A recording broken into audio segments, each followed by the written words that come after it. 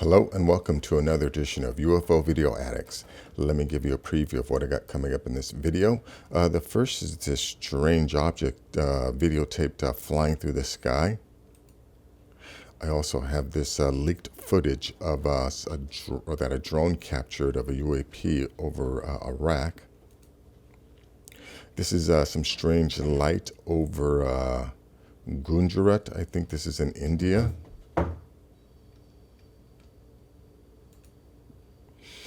Also have this. This is actually a compilation video. There's like 3 or 4 different sightings on here. This is an interview of this guy, John Ramirez, who, it says here he was a former G-15 CIA agent. I don't really know what that means, but he talks about this program that was designed to figure out how, quote unquote, foreign materials worked. And then, they were supposed to reverse engineer it, what I mentioned in my previous video. Let's see. This is a story about this guy here who encountered an alien that apparently killed his dog. Many people have, or at least I've seen this photograph many times of this dead alien. And supposedly, he bopped it in the head and killed it. And then he also took a video of it. And, down here is this video. It's a really bad quality video. In some parts of the video, you'll see like the eyes lighting on and off, but it looks like it's turning on and off. But supposedly, people have said that it's blinking, maybe some kind of reaction. Like even though this thing wasn't alive, it was some kind of bodily reaction of this thing. I mean, that's assuming that this video is real. Anyways, let's go on to this one here. Next is this article here by this former U.S. Air Force Captain Robert Salas, who talks about UFOs turning off nuclear facilities. Also have this video here about the origin of our species, what's written in the Sumerian tablets, as opposed to what scientists believe and what religion also believes. And then last was something submitted by someone in the comments. I've actually found the original video of it, but it's this giant finger that was found at an Egyptian tomb. Talks about the guy who found it, and gives the measurements of this thing. We'll check that out. But anyways, let's go to this first video here. Let me go full screen. Hey, thanks for stopping by. Like, subscribe, click the bell, all that good stuff. All right, let's hop to it. So, when you see something like this in the sky, your first... Anyways, yeah, look at that thing. Anyways, I can't play too much of this. That will hit me with the copyright violations. But link to this guy's channel will be in the description. Definitely go there and check it out. Let me go to this next video here. This was supposedly some footage that was leaked. I don't know which, branch of the military, but anyways, check this out.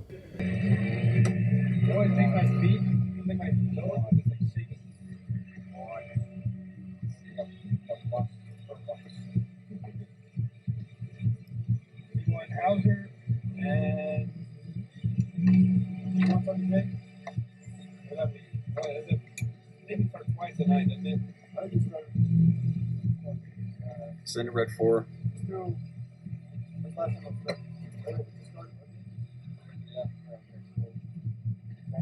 I mean, I guess this is what they're focusing on. I'm sure, if it wasn't anything unusual, they wouldn't really be paying that much attention to it. And I've done stories of how the Russians claimed that they knew how to attract UFOs by just amassing a lot of military hardware, and these guys would show up. And I always say that they're not coming from other dimensions or other planets, billions or millions of miles away. Whenever we have a war, they're showing up because they're on this planet too. They're basically monitoring us. Anyways, check out this video. Link will be in the description. Let's see. Next is these mysterious lights from Gujarat. I think that's how you say that. probably not saying that right, but anyways, check this out.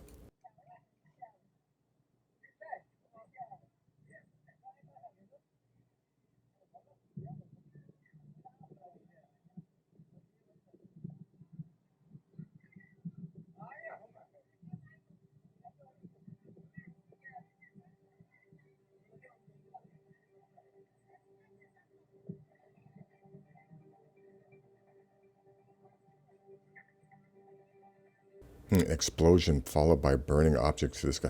We're getting a lot of these videos. I mean, if that's the case, that would be the third incident that I'm aware of like, UFOs having mechanical issues. But anyways, I can't play too much of this video, but of course, link will be in the description. You can watch the whole thing yourself. Let's see. Yeah, this is, another one of these compilation videos from this guy here, Mavi777. But in this video, I think there's three different videos. But the first is, supposedly this UFO here that lands on the ground. Anyways, there's that one, and then there's this one here. Apparently, this one is from Japan. So there's that, and then let's see another one.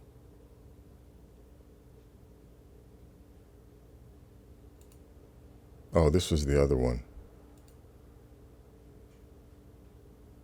Anyways, there's like three of them on this video. Link will be in the description. Yeah, this one here is kind of interesting. There's this guy, former G15 CIA, John Ramirez. I'm not too sure what that means. But anyways, check out what he says here. So with that narrative, certainly I'm sure that there was exploitation done. And I'm going to introduce a new term that ufologists need to know. It's FMAE, Foreign Material Acquisition and Exploitation. It's a real thing. And so it depends on what kind of foreign material you have. So Office of Naval Intelligence will look at anything that's Navy. And I have strange things happening on my screen now. Oh boy. Hey, have you ever heard of the Watch Committee? No, Interesting. not heard of the Watch Committee. So yeah, FAAE, there's a program to acquire foreign materials and exploit them, find out how they work and reproduce them. And that's applicable to terrestrial weapon systems. If we get an aircraft from the Soviet Union, we're going to figure out how it works. We're going to take it apart, figure out how it works. We're going to fly it. So who's to say that there was some effort by the military side to do the same? Well, look at that. There's the plans for the rocket. Let's see if we can build one. So why is Roswell so secret? I know. To this day, it's secret. Think about this. The government will talk about orbs now all day long, and we'll talk about metallic craft, cylindrical shape. We'll talk about saucer shapes and all that, right? They'll reveal all that. It's all in that book. It's been revealed. But if you ask the government about Roswell, you know what you get? Crickets. Nothing. Yeah. Why is that? And that's something that's interesting. I don't know why that is. I have speculation, but I don't know why. And I think it's because there was some Nazi intervention in the craft that was brought down or crashed. I mean, what makes an advanced craft crash? Yeah. The only thing I could think of is it's some sort of controlled like event, because there's so many different things that happen. So rather than people branching out and going into these different events, let's just keep everything on Roswell every few years, something new comes up about it. So you have this controlled experience that keeps people's attention. That's the only thing I could think of. Well, actually, I do know what brought down those advanced crafts. It was our radar arrays.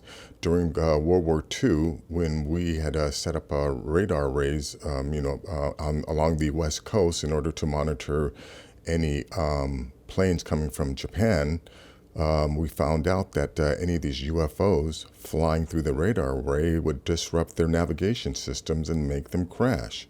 So then our military started pointing our radar arrays at some of them, at some of the crafts. Again, remember that these beings, it's not one monolithic entity. There are several different types of species here, and then even the ones that are visiting. All the crafts have different levels of technology and different types of propulsion systems. So some of the crafts are affected by our radar arrays, and again, it impacts it does something to their navigation systems, and we can bring some of them down that way. And anyways, so check out this video here. Link will be in the description. Let's go to this one here.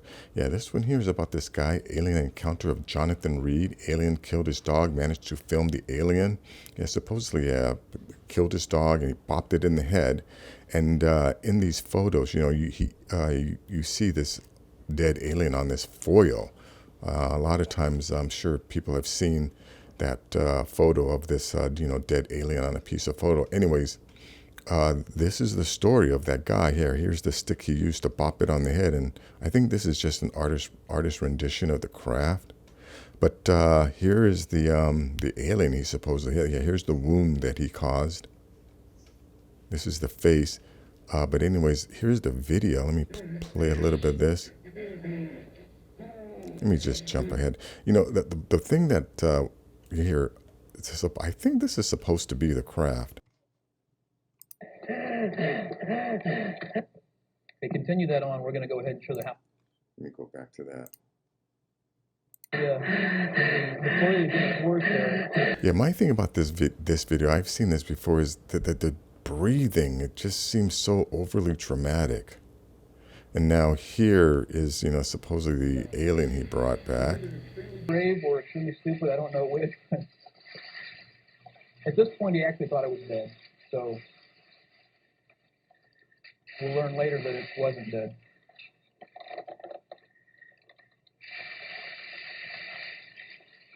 This is a thermal blanket he wrapped it up in, and he had some straps he had wrapped around to be taken off his backpack. Yeah, do you see how the eyes are blinking on and off? Supposedly that's blinking. And like this guy said, you know, apparently it wasn't dead. But anyways, he starts messing with this thing. Its hands and feet seamlessly. There appeared to be no seams or buttons or zippers or anything. It just appeared to be totally rounded. You can see it's kind of a turtleneck, so to speak. It's kind of a long neck.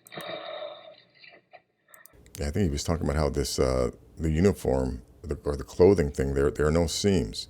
It's like this thing was made around this being. Anyways, yeah, this is, you know, 10-minute video. Of course, I can't play the whole thing. Yeah, I've always, like I said, I was never 100% convinced because just the breathing. Yeah, I understand, you know, he's in an unusual situation, but the breathing just seems too dramatic, or it's too overly dramatic for me. But again, I could be totally wrong. Yeah, here's supposedly the wound that he caused when he hit it with that stick. Anyways, link to this will be in the description. Let's go to this article here. This is 1967, UFO disabled 10 U.S. nuclear missiles, a former U.S. Air Force captain said. The former U.S. Air Force captain says he has witnessed an extraterrestrial force and that Earth's government keeps the knowledge of alien activity a secret because they receive high technology from the aliens. Here again, I think this whole thing is extraterrestrial. Why do they keep assuming that it's coming from another planet?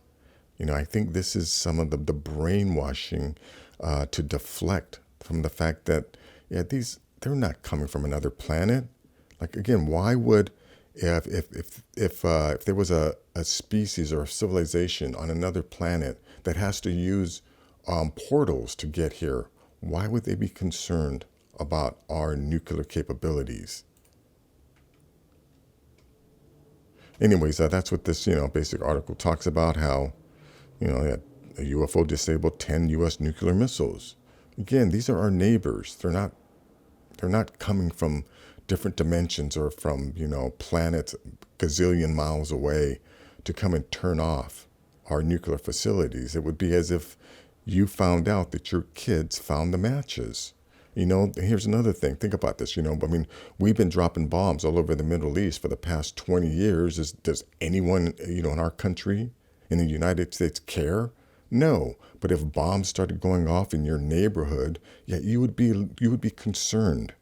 But yeah, so I think it's the same thing, you know.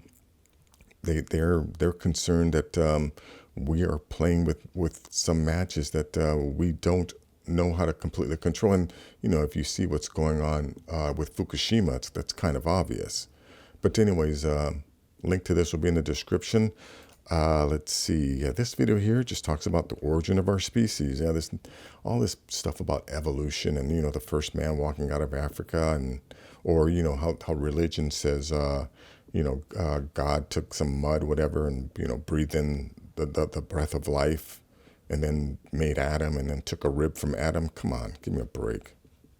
Sitchin said in a 2010 interview with the New York Times, a few years ago, 450,000 years ago, they detected gold reserves in Southeast Africa and made a colonial expedition to Earth, settling in what is now the Persian Gulf.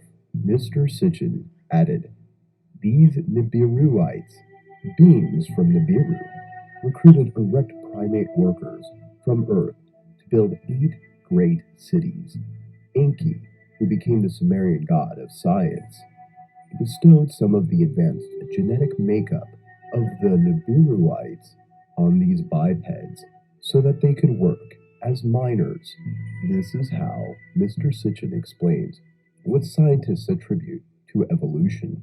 He says the aliens' cities were washed away in a great flood 30,000 years ago, after which they began passing on their knowledge to humans. He showed a photograph of a wood carving from 7000 BC of a large man handing over a plow to a smaller man. Ah, the passing on of agricultural knowledge. Anyway, he said the Nibiruites finally jetted home in their spacecraft around 550 BC. Let me stop that right there.